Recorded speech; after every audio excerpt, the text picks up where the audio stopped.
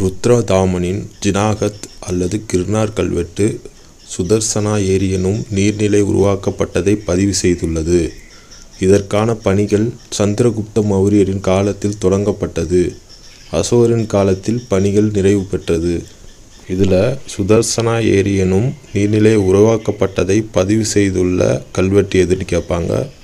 மற்றும் யார் காலத்தில் தொடங்கி யார் காலத்தில் முடிவடைந்தது என்று கேட்க வாய்ப்பு இருக்குது. எக்சன் என்பது நீர், வளம், மரங்கள், காடுகள், காட்டுச்சூழல் ஆகியவற்றோடு தொடர்புடைய கடவுள் ஆவார். எக்சி என்பது எக்ஸாவின் பெண் வடிவமாகும். கடல் ஈஸ்டானது நிலப்பரப்பில் உள்ள ஈஸ்டை விட மிகுந்த ஆற்றல் உடையது.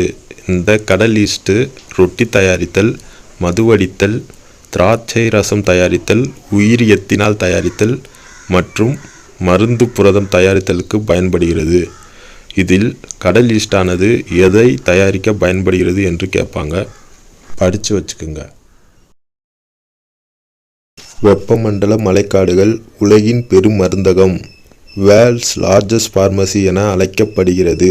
இப்பகுதியில் காணப்படும் தாவரங்களில் 25% தாவரங்கள் மருத்துவ குணம் கொண்ட தாவரங்களாகும். எடுத்துக்காட்டு சின்கோனா. இங்கு உலகின் பெரும் மருந்தகம் எதுன்னு கேட்பாங்க. வெப்பமண்டல மழைக்காடுகள் மற்றும் மருத்துவ குணம் கொண்ட தாவரம் எதுன்னு கேட்பாங்க. சின்கோனா.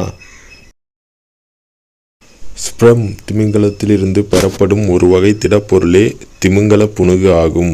1 பவுண்டு திமிங்கல புனுகின் விலை $63,000 அமெரிக்க மதிப்புடையதாகும்.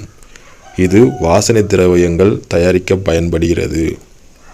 இங்கு வாசனை திரவியங்கள் தயாரிக்க பயன்படுவது எதுன்னு கேட்பாங்க. திமிங்கல புனுகு.